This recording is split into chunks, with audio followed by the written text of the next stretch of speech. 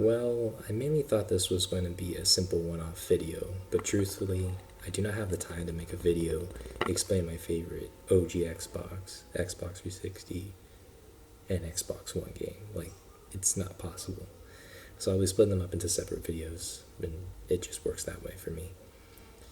I had several, favorite OG Xbox games when I first put this together. So I'm re-recording this because I had that video like at 50 plus minutes, and that's a little too long. As I said, I'm just gonna split it up. And the way I have it split up, it's gonna be a lot less than that, which I think is fine, and that works for me. And it gets the point across because in that one I actually have multiple favorites. So I must note that, I've reduced it to just one, with some honorable mentions, which I will get into in just a second. However, I did not have a ton of OG Xbox games growing up, and even now, physically, now I don't. Digitally, I have quite a backlog. Well, not a backlog. Well, yes, there are some games I want to play, but I have more OG Xbox games digitally than I do physically, which is okay. It's fine. So going back to this, the reason I wasn't able to enjoy my Xbox 2000 until I received an Xbox 360, because I had like 5 or 6 OG Xbox games and I couldn't play them until I had my 360, and the reason is because of GameStop. And I'm pretty sure everyone here already knows that they already have horror stories with that GameStop. Just to make it really quick, back in the day when they came out the 360 and the Wii and the PS3, I think they were selling out their GameCubes, their Xboxes, and their PS2s, and they would put them in a bundle. It was like a used bundle. So essentially, what had happened is like you purchase the console and the accessories and stuff, and a game for $14.99 less. And I thought that was a good deal. My parents thought that was a good deal too, so we invested in that. The very first time I did that was with the GameCube, and the GameCube disc tray, or the disc reader, did not work. And you might be thinking from this experience, like, as a kid, maybe, don't do it again. And I didn't learn my lesson, so I did it for the Xbox, because my brother had a PlayStation 2 at home already, so I did it for the Xbox. And it was 50-50. It was the disc reader. 50% of the time it wanted to work, and the other 50% it did not want to work. And so that means that a lot of the games that I had, they either would say it's unreadable, dirty, or damaged, or it just wouldn't run at all. And that's basically my primary reason for not really getting into the OG Xbox, because my brother-in-law had an Xbox and he let us borrow it.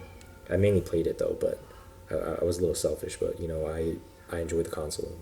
There were some games on there I really enjoyed, and it was only on Xbox, so I really wanted an Xbox. So I eventually got it, but the games that I could play didn't really play. And eventually, you move on and stuff, but let's just say that not a fan. Neither is my girlfriend. We're not fans of GameStop and the way that they sell their products, I guess. So I felt like it was a kind of messed up thing to do to a kid. Just giving them a console that doesn't work and not even attempting to try to see if it worked. But I'm getting ahead of myself. That's probably a story for another time, and I don't want to really do that. So, yes, honorable mentions. However, this is something I have to note.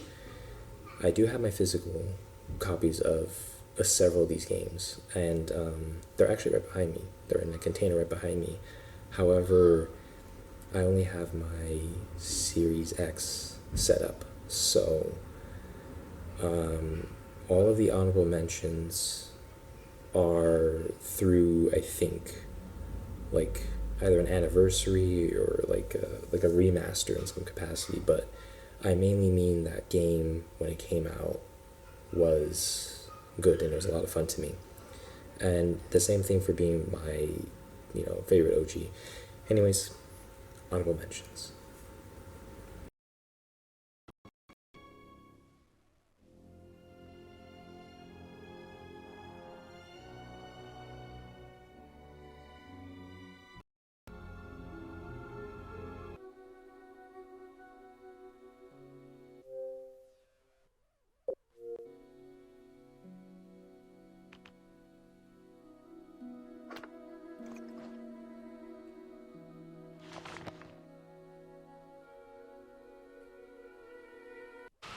魔刀黒龍丸。遥か神話の時代に災いをなし、世界を漆黒の闇に閉ざした黒い骨より削り出したとの刀。魂を内に宿すこの刀は強大な魔力。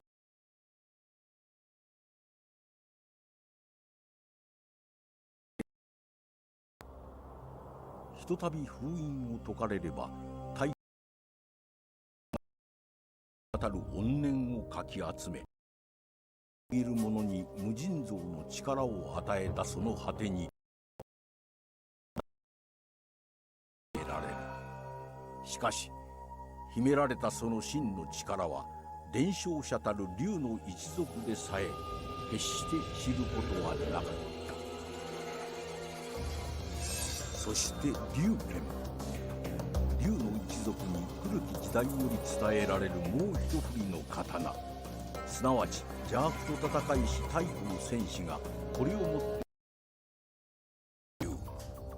竜の牙より削り出したこの刀は、末裔ハヤブサ流の忍者たちによって現代に受け継がれてきた。そして今、竜剣は一族の若き忍者竜ハヤブサの手に握られている。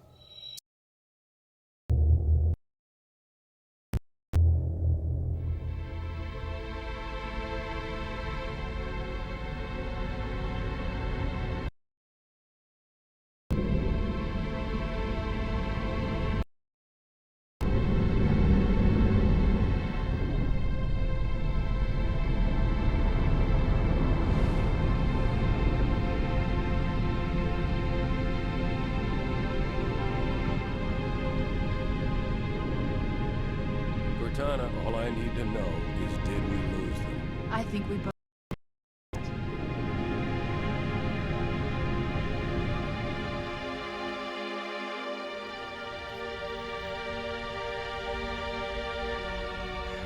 We made a blind jump. How did they... Get here first? The Covenant ships have always been faster. As for were limited. We were running dark, yes? Until we decelerated, no one could have missed the hole we tore in subspace. They were waiting for us on the far side of the planet. So, where do we stand? Our fighters are mopping up the last of their recon picket now, nothing serious.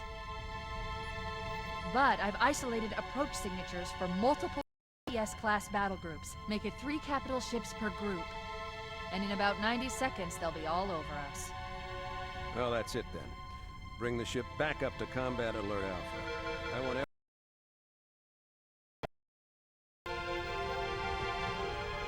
and Cortana. I've already begun.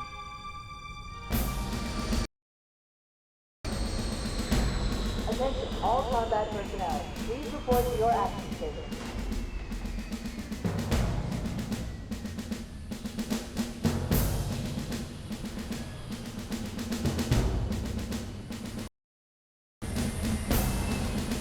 Platoon, secure airlocks on rendezvous with 22nd Tactical at Bulkhead Charlie 14.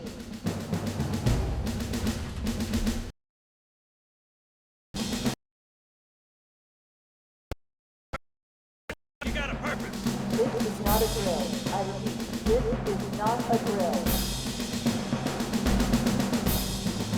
Men, keep your eyes downrange, fingers on your triggers, and we all go home in one piece. Am I right, Marines? Sir, yes, sir! Damn right I am. Now move it out. Double time! Attention all personnel. We are re-engaging the enemy. External and internal contact imminent. All you greenhorns who want to close, this is gonna be your lucky day.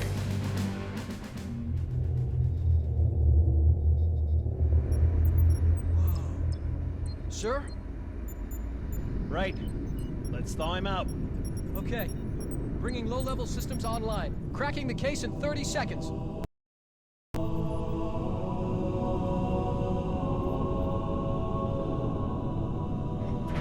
He's hot! Blowing the pin!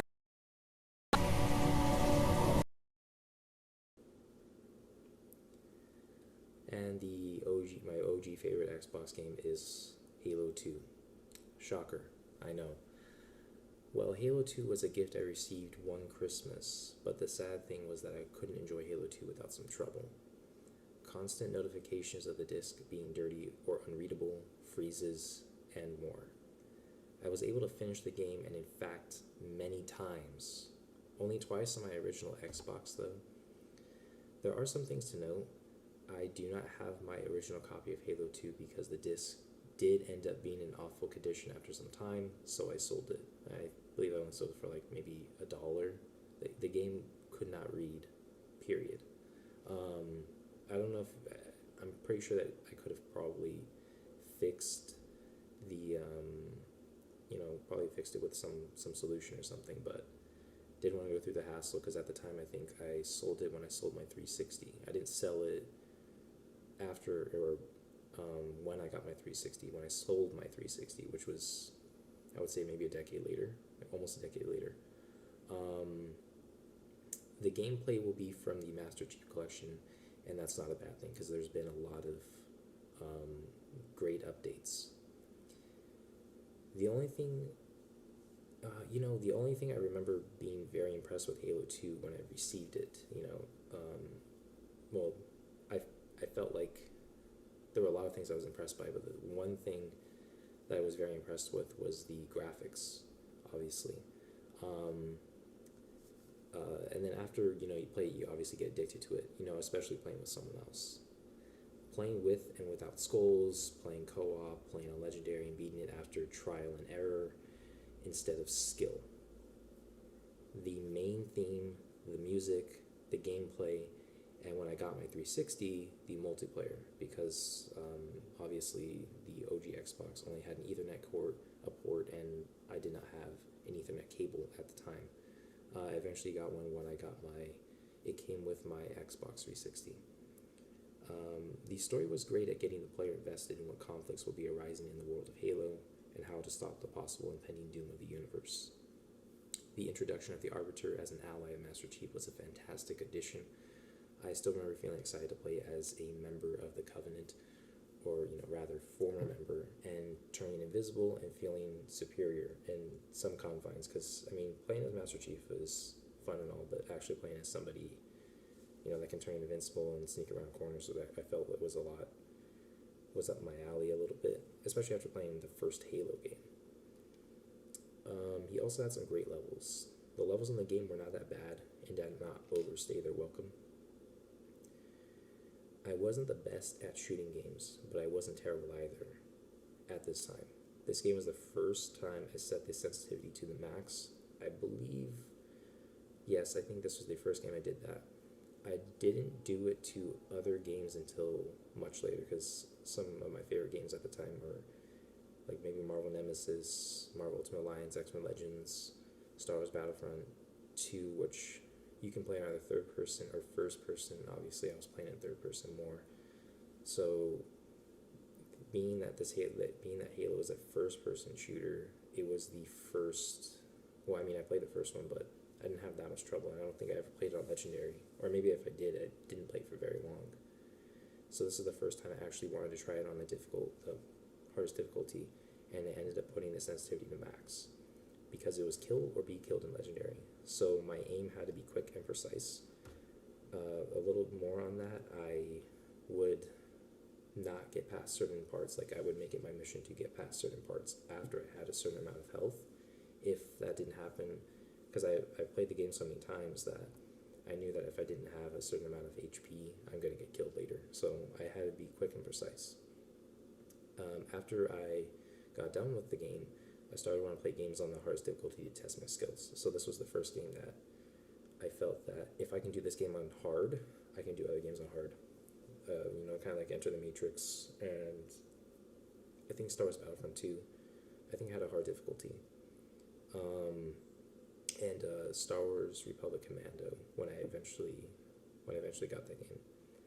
I also thought I would be great at, good at games if I did that as well. A personal challenge for myself, considering that classmates and friends at school were much better at video games than me. It was just, that to me was just a fact. There is still a lot to love here after all this time.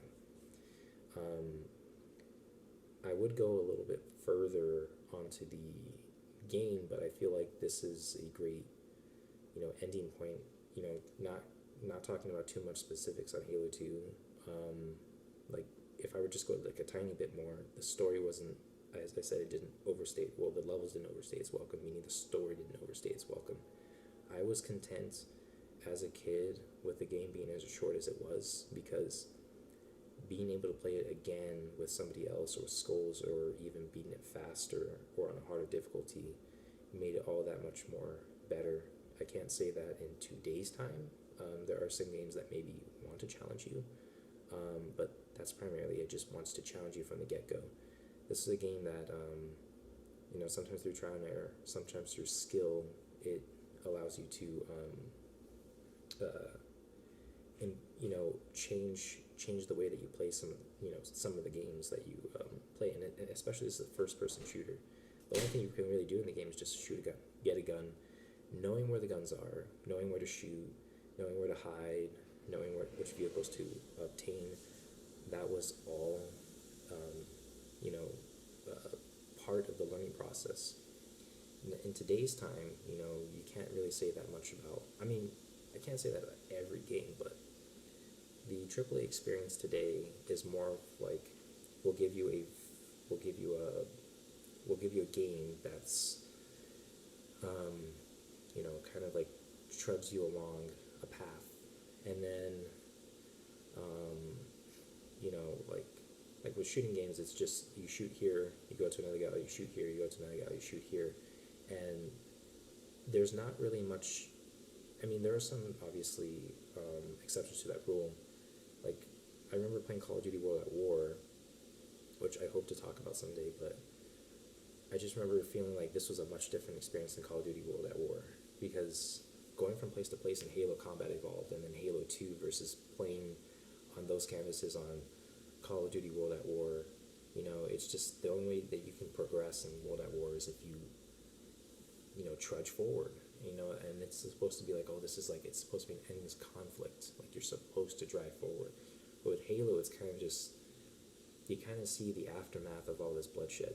It could be the Marines, it could be the Covenant, it could be both, and then seeing how vast this land of Halo is, or maybe Earth in this regard, right? In the second one, you go on Earth a little bit more, and seeing the aftermath of all of this conflict, it was great scenery, it was great atmosphere, and that's again why I would want to put this as my favorite OG Xbox game. I can say the same thing about Knights of the Old Republic and Ninja Gaiden and the first Halo game, as well as Fable the Lost Chapters. However, this one I felt did it.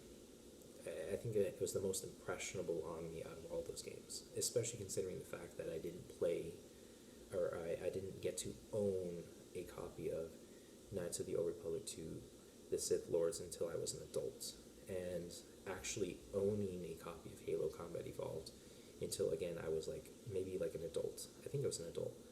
And then, I did own Fable Lost Chapters. I still own Fable Lost Chapters and Ninja Gaiden, but as again, about Ninja Gaiden, I didn't give you the specifics, but it would be hit and miss, and eventually after a certain time it would stop working, so I would be playing the same levels over and over again, and so like eventually it just wore down for me.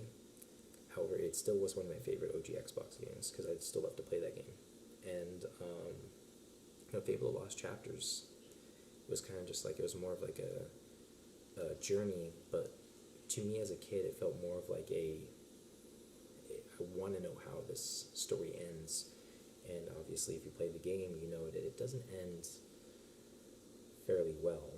I wouldn't say like it had the best ending, but with Halo 2, it from the get-go into the ending, it was like I was watching a film, and I understand that there were the cut pieces and content, but again, as a complete package as it was, and I wasn't able to experience multiplayer for a few more years the fact that the single player was able and the co-op was able to supersede some of these other experiences, to me was a great it's a great eye opening to how great this game is. And playing this on the Master Chief Collection, is even a bigger eye opener to me. It's just, there's just a lot of love in this game, and yeah, so I will take it to the end now.